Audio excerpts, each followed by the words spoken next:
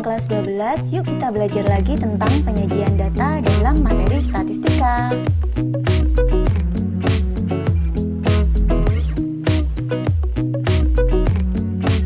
Nah, untuk kompetensi dasar dan tujuan pembelajaran di sini bisa kalian lihat. Kita akan menentukan dan menganalisis ukuran pemusatan data, penyebaran data yang disajikan dalam bentuk tabel distribusi frekuensi dan histogram. Lalu tujuan pembelajarannya bisa kamu baca ya nanti. Nah, sekarang kita menuju ke penyajian data.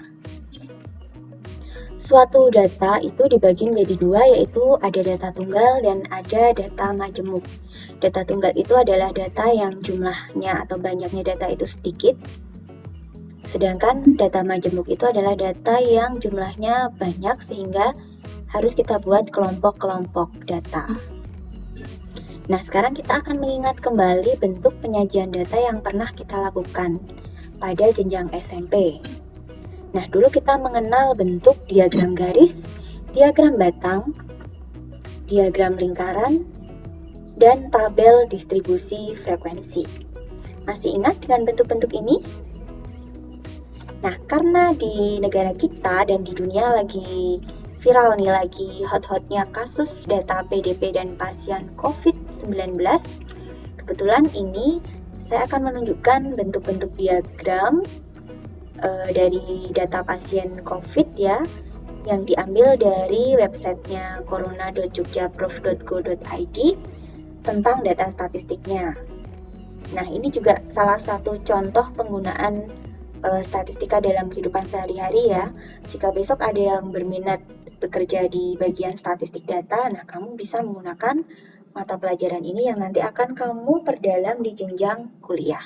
Kebetulan data ini saya ambil pada tanggal 12 Juli di websitenya. Jadi kalau sekarang sudah ada perubahan, kamu harus maklum. Dan ini hanya saya ambil untuk bentuk diagramnya. Oke, kita lihat. Di sini adalah diagram garis.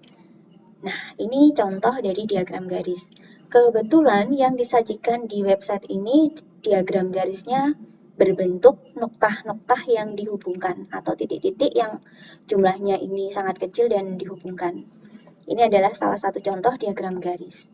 Yang biasa kita lihat dari diagram garis adalah yang berbentuk garis biasa ya. Itu juga boleh, ini juga boleh. Nah, ini ada keterangannya di sini supaya kita bisa membaca suatu diagram.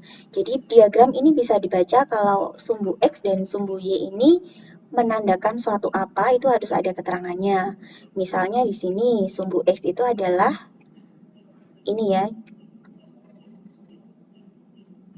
data keterangan apa di sini misalnya. Kemudian untuk sumbu Y adalah jumlah dari tren COVID-nya atau penderita. Ini kan pasien positif ya, maka di sini mungkin bisa dikatakan positif, tetapi ada positif semua atau positif dirawat, positif meninggal, positif sembuh. Ini adalah salah satu contoh diagram garis. Nah, kemudian yang kedua adalah diagram batang, masih dengan contoh kasus yang sama, tapi ini saya hanya ambil untuk status PDP di kecamatan, diambilnya untuk Kotamadya, Yogyakarta. Ada beberapa daerah ya ini, tapi mungkin tidak semuanya ke screenshot, jadi ini hanya mewakili saja. Kebetulan di contoh ini diagram batangnya mendatar, tidur gitu ya. Jadi ini sebenarnya juga bisa dibuat tegak lurus. Ini juga ada keterangannya, sama dengan diagram garis yang tadi. Kemudian ini adalah diagram lingkaran. Nah, untuk menentukan atau menggambar diagram lingkaran, biasanya kita hitung dulu persentase atau besarnya derajat dari setiap keterangan yang mau disajikan. Dalam contoh ini, kita menggunakan persentase dari pasien positif, negatif, ataupun yang sedang dalam proses menunggu hasil ya ini. Oke, ini adalah contohnya. Nah, sekarang kita mengingat ke contoh soal diagram garis. Ini ada sebuah contoh soal tentang data penurunan berat badan Bimo dalam 6 bulan pertama setelah dia diet gorengan. Jadi data ini bisa kita baca karena di sumbu X dan sumbu Y ini ada keterangannya. Ini bulan menunjukkan bulan ke-1, 2, 3, 4, 5 dan ini adalah berat badan Bimo. Dari kasus ini kamu bisa menjawab pertanyaan penurunan berat badan Bimo yang signifikan terjadi pada bulan ke berapa. Nah, silahkan ini dicoba. Kemudian untuk kasus kedua adalah diagram batang.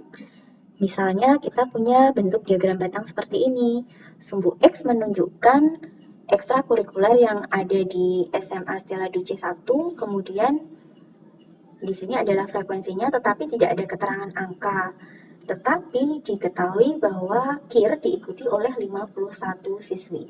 Jadi 3 kotak ini kalau kamu amati dia mewakili 51 anggota. Dari sini kamu tahu ya bahwa satu kotak itu bisa dihitung. Nah, sehingga kita bisa mencari selisih jumlah dari anggota ekskul seni dan ekskul paskibraka. Selanjutnya untuk kasus diagram lingkaran.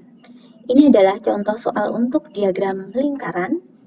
Jadi, semisal sekolah kita punya event untuk ulang tahun sekolah dan punya dana 80 juta.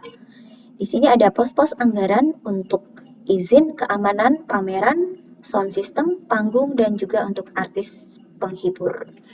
Nah, di sini pertanyaannya adalah tentukan anggaran untuk pos artis pengisi acara apabila total dana yang dimiliki sekolah untuk event ini adalah 80 juta. Maka dari keterangan ini kamu bisa mencari untuk pos artis itu butuh berapa juta, untuk panggung berapa juta, untuk sound system berapa juta, dan seterusnya. Bisa ya untuk menyelesaikan soal ini. Nah, 3 latihan ini, 3 contoh ini bisa kamu coba di rumah. Oke, sekarang kita masuk ke statistika itu sendiri. Jadi, suatu statistika ini adalah suatu cabang ilmu yang membantu kita untuk mengumpulkan data, mempermudah kita untuk mengumpulkan data, menyajikan data, dan mengolah data. Sehingga kalau data itu sudah kita olah, data ini nanti bisa kita tampilkan, entah itu dalam diagram ataupun dalam tabel. Sehingga orang lain bisa membaca apa sih maksud dari penyajian data yang kita peroleh dari suatu penelitian. Kemudian untuk proses mengumpulkan data itu bisa kita lakukan melalui angket, wawancara, maupun observasi. Sedangkan untuk penyajian data kita bisa lewat tabel, diagram, dan grafik. Dan untuk mengolah data sendiri dibagi menjadi data tunggal dan data berkelompok. Nah, untuk data tunggal, biasanya penyajian data ini lebih mudah kalau kita kerjakan dengan diagram garis, diagram batang, ataupun diagram lingkaran. Karena datanya masih sedikit. Sedangkan untuk data berkelompok ini juga bisa dibuat diagram batang, garis, dan lingkaran.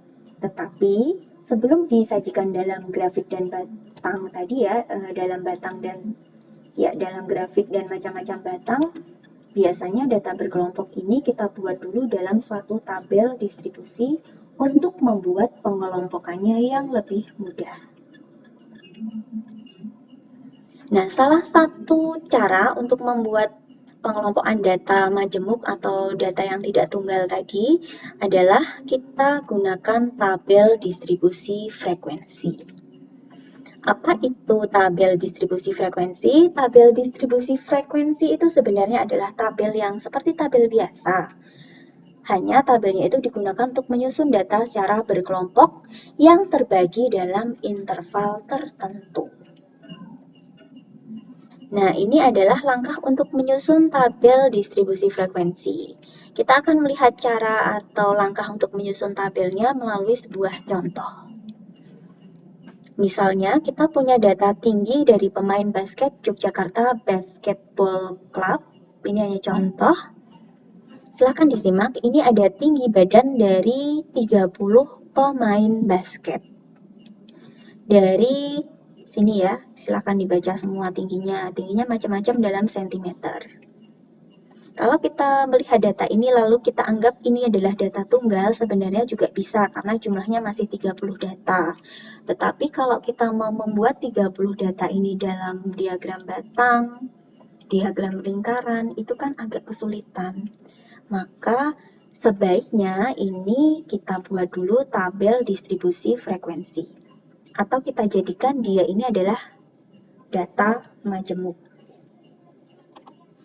Nah, kita akan coba membuat data majemuk ini, kita buat atau kita kelompokkan dulu menjadi tabel distribusi frekuensi dengan banyaknya kelas ada 5. Kelas itu yang mana? Nah, akan kita lihat pada sajian setelah ini. Kita akan mengikuti langkah-langkah membuat tabel distribusi frekuensi. Ini adalah data yang tadi, jadi datanya ini kita tulis kembali, atau saya sajikan di sini supaya kita bisa melihat datanya. Dari data yang tersedia, kita cari dulu. Ini langkahnya selalu ditulis ketika kamu akan membuat langkah-langkah membuat tabel distribusi frekuensi, supaya tidak ada langkah yang tertinggal. Yang pertama, carilah dulu data terbesar. Dari data ini, tinggi terbesar adalah tinggi pemain tertinggi adalah 183 cm. Maka data terbesar adalah 183 cm. Kemudian cari data terkecil. Dari data ini, yang terkecil adalah 161. Sekali lagi, untuk menentukan data terbesar dan terkecil tidak boleh keliru dan harus teliti, karena ini menentukan proses selanjutnya. Berikutnya adalah menentukan jangkauan. Jangkauan diperoleh dari data terbesar kamu kurangi data terkecil. Dalam kasus ini, 22 adalah jangkauan data. Jangkauan data ini nanti akan kita gunakan untuk mencari lebar kelas. Nah, kemudian kita cari banyak kelas. Kebetulan di dalam soal diketahui bahwa banyak kelasnya adalah 5. Namun apabila di dalam soal belum diketahui bahwa banyak kelasnya itu ada 5, kita bisa mencari banyaknya kelas dengan rumus Turges. Rumusnya pakai logaritma ya. Jadi, lambang untuk banyak kelas itu adalah K. K bisa dicari dengan rumus 1 ditambah 3,3 dikalikan logaritma dari N. N adalah banyaknya data. Dalam kasus ini berarti banyak kelas itu dapat dicari dari 1 ditambah 3,3 log 30. Nah, ini harus pakai kalkulator ya, untuk yang bukan log 100, log 1000, kita nggak hafal. Kemudian kita cari lebar kelas. Lebar kelas bisa dicari dari nilai jangkauan dibagi banyaknya kelas. Di dalam masalah ini, 22 dibagi 5 sehingga hasilnya 4,4. Berapapun hasil bilangan di belakang koma, kita naikkan atau kita bulatkan ke atas. Jadi kita anggap lebar kelasnya ini adalah 5. Kita tentukan lebar kelas adalah 5. Nah, maka dari data yang kita peroleh nanti, kita akan peroleh data kelas pertama itu intervalnya 161 diambil dari kelas terkecil sampai 165. Ini cara menghitungnya adalah 161, 162, 163, 164, 165. Jadi jangkauannya itu adalah 5. 5 itu dari 161 sampai 165. Ini dihitung. Boleh nggak kita ambil dari 160 misalnya? Boleh, asal dengan catatan semua data ini nanti masuk ke dalam tabel. Nah, mungkin untuk lebih jelasnya kita lihat tabelnya ya. Ini adalah contoh tabel distribusi frekuensi. Ini disebut kelas pertama, kelas kedua, kelas ketiga, kelas keempat, kelas kelima. Di soal tadi kan diketahui kelasnya 5, maka ini kelas 1, 2, 3, 4, 5. Kemudian lebar kelas itu dari 161 sampai 165. Nah, lebar kelas ini juga ada 5. Kemudian frekuensi ini kita peroleh dari mana? Nah, kita lihat dari data di sini. Semisal nih, kok ada 2? Nah, Yang tingginya 161 sampai 165 adalah tinggi pemain dengan tinggi 163 dan 161. Nah, sebaiknya data yang sudah kamu hitung, kamu coret supaya tidak terhitung dua kali. Ini sama-sama kita cek ya, siapa tahu saya ada yang menghitungnya keliru. Kemudian cari yang tingginya 166 sampai 170. Nah, ternyata ada 8 data. 1, 2, 3, 4, 5, 6, 7, 8. Nah, ada 8. Dan seterusnya kita tentukan dengan cara mencoret setiap data yang sudah kita masukkan. Nah, misalnya untuk data tinggi 176 sampai 180, yang dicoret merah ini adalah datanya, maka semuanya kamu coret, jumlahnya ada 7, masukkan ke sini. Berikutnya untuk data yang 181 sampai 185, ternyata sisanya ada 2, maka tinggal 1 dan 2. Selesai, ini adalah tabel distribusi frekuensi. Nah, sekarang kita akan mengenal nama dari ini ya, nama istilah-istilah dari unsur yang terdapat pada tabel distribusi frekuensi.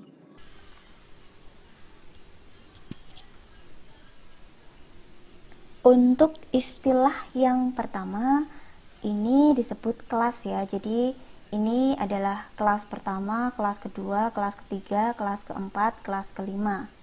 Sedangkan banyaknya kelas, sedangkan untuk lebar kelas itu dari 161 sampai 165. Ini disebut lebar kelasnya ada 5. Itu kita hitung dari 161, 162, 163, 164, 165. Kemudian untuk 161 sendiri ini disebut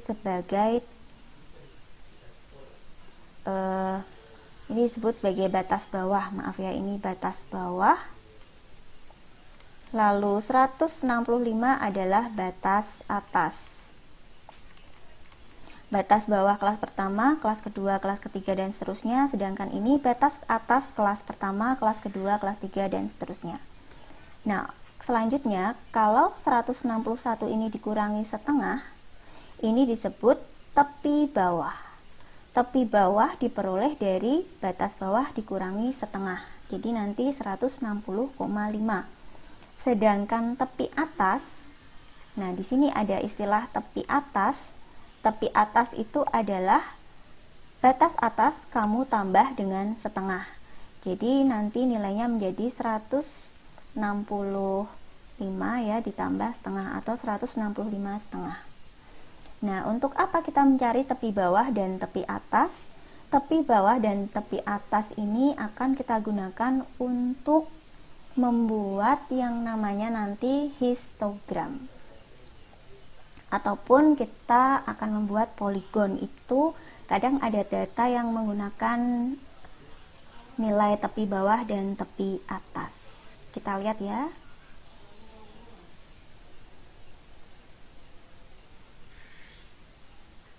Oke, nah ini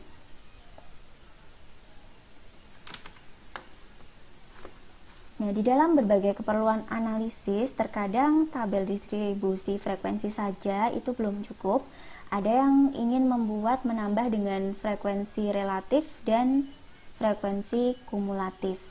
Yang dimaksud dengan frekuensi relatif adalah ketika tabelnya ini sama, tetapi karena frekuensi relatif, kita cari nilai relatifnya atau persentase atau nilai persen dari setiap data di setiap kelas. Jadi kolom pertama kedua ini sama, kamu tambah dengan kolom ketiga yang isinya frekuensi relatif dari setiap kelas atau persentase.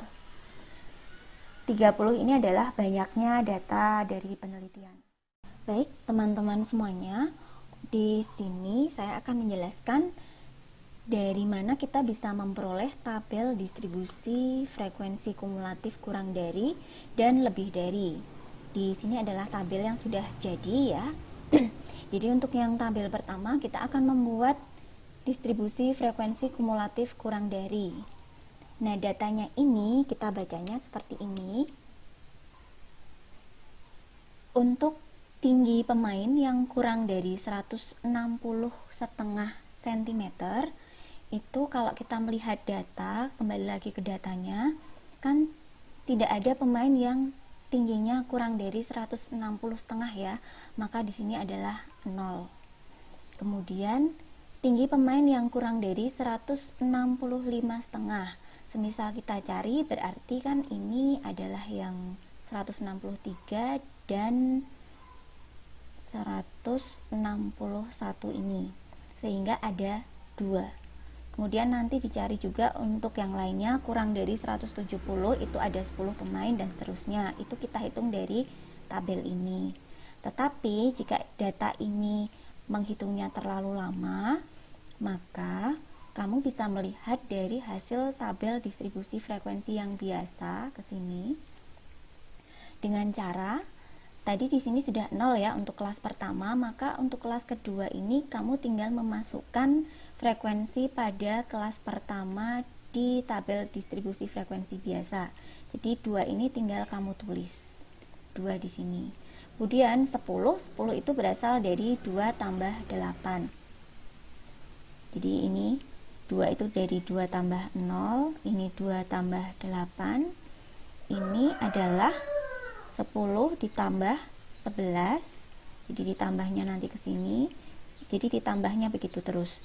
Lalu ini nanti 21 tambah 7, dan yang ini 28 ditambah 2, begitu. Sedangkan untuk yang frekuensi kumulatif lebih dari, tabelnya saya ralat, yang benar adalah, maaf tidak langsung kita balik ya, tetapi kita hitung lagi secara manual, atau boleh juga supaya lebih cepat kita jumlahkan frekuensi yang ada di tabel distribusi frekuensi biasa, tetapi dari bawah ke atas. Jadi kalau kita bacanya dari sini, tinggi yang lebih dari 185 itu kan tidak ada. Tinggi pemain basketnya tidak ada yang lebih dari ini, maka di sini 0. Kemudian 2 ini adalah dari 0 tambah 2 ya. Jadi dari bawah ke atas sekarang, nanti ke sini. Nah, kemudian 9 itu adalah dari 2 ditambah berapa di sini? 7. Maka ini 2 tambah 7.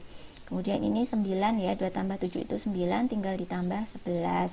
Ya, jadinya 20 ya, 20 tambah 8, maka menjadi 28, jadi ini naik terus, naik lagi. Sehingga ini 28 ditambah 2.